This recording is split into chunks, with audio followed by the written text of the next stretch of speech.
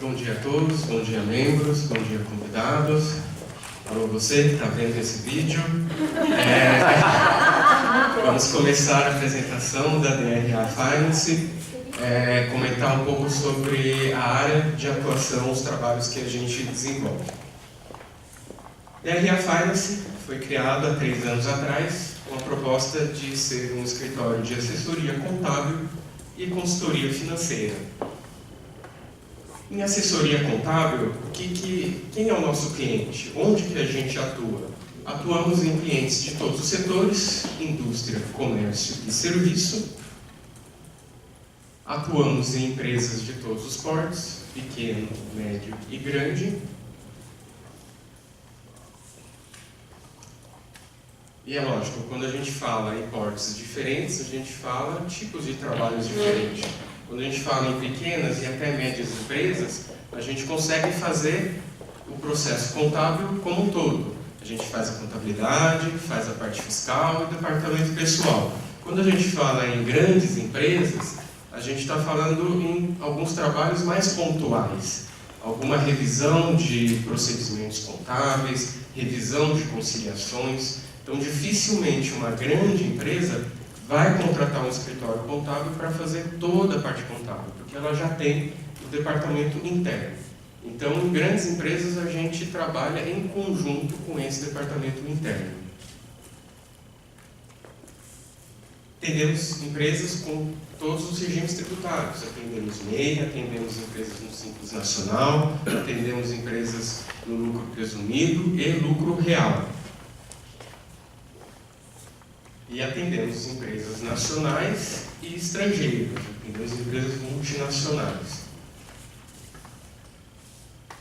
Falar um pouquinho de multinacionais. Qual que é o diferencial da DRA Finance em atender esse tipo de cliente?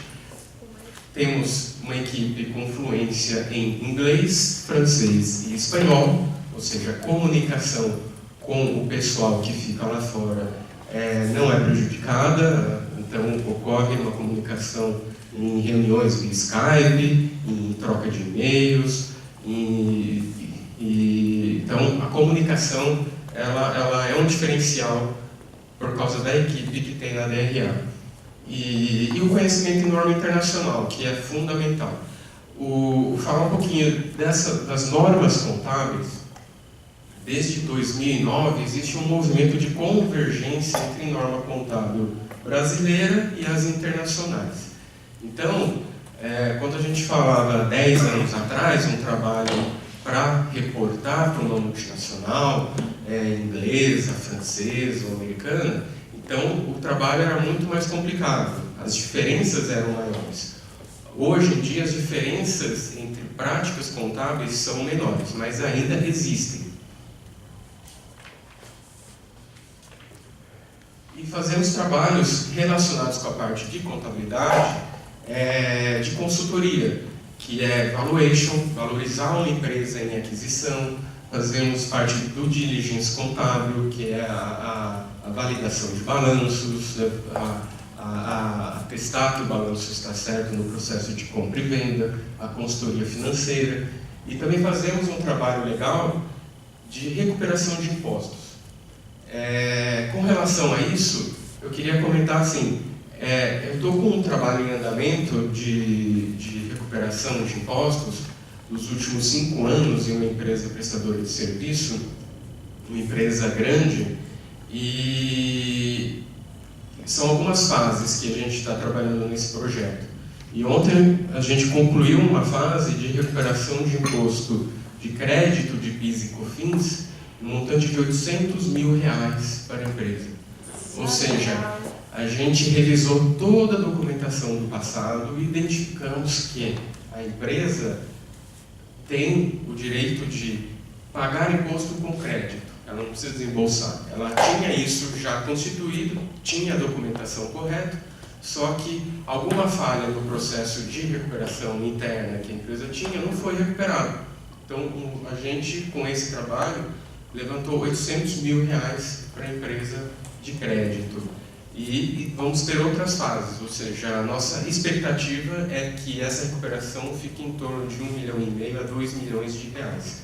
Então a gente também tem essa expertise de revisar a documentação passada e levantar crédito para os nossos clientes. E aí, basicamente, grandes empresas dentro do lucro real. Não que outras empresas também não tenham esse tipo de trabalho, mas é mais focado nesse tipo de cliente. Pedido de referência. Pedido de referência está em empresas multinacionais, focado em empresas multinacionais. E aí, quem que trabalha com empresas multinacionais que geralmente trazem clientes para nós?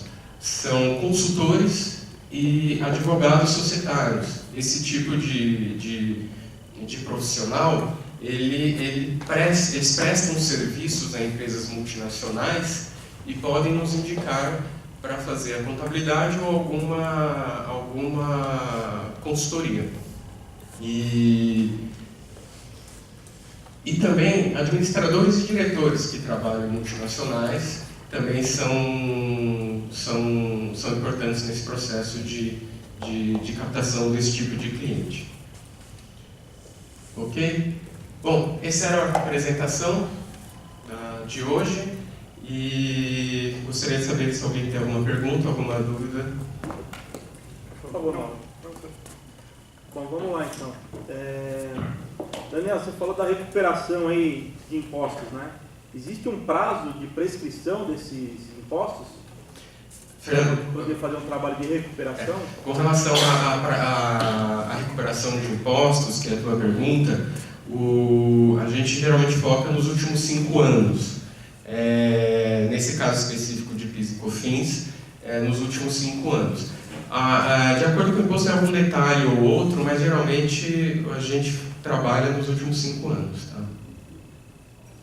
Mauro? Daniel, você comentou na parte de valuation que você faz. Valuation para projetos ou para compra de empresa? O valuation que a gente faz é aquisição de empresas. Aquisição de empresas. Então tem alguns critérios que envolvem demonstrativos contábeis, fluxo de caixa. Então a gente faz esse tipo de trabalho também. Mais uma pergunta, Rinaldo? Rinaldo? Nessa coisa da recuperação de impostos que você comentou, Daniel, como é que é o gatilho para a gente identificar um potencial cliente para você nesse assunto?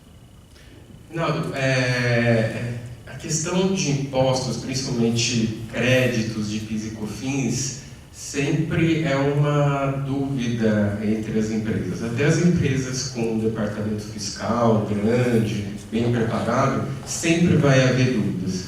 Então, assim, um bom gatilho é gerar essa dúvida para o empresário, para o diretor financeiro, que se ele tem segurança de que está tomando o crédito corretamente, se não tem nada no passado que possa ser revisado. Porque uma revisão, com certeza, com olhos de uma pessoa que está fora da empresa, vai conseguir identificar alguma coisa. Dificilmente não se identifica. Tá? Obrigado. Por favor. Não é nenhuma pergunta, mas assim, só como um ponto de parâmetro, você citou o MEI. Eu, por exemplo, quando iniciei minha empresa, ela começou no MEI. Mas muitas vezes o governo cita que o MEI não precisa de um contador. Precisa sim. Tá? Eu, na minha fase, que não tinha experiência, quando fui procurar um contador, já tinha um prejuízo de R$15 mil por uma desorientação minha mesmo. Então, eu acho que quem vocês conheçam alguma empresa que esteja no MEI, por favor, oriente a procurar um contador. É isso aí. Um comentário sobre o MEI é o seguinte: o MEI, o governo realmente fala, o MEI não precisa de contador.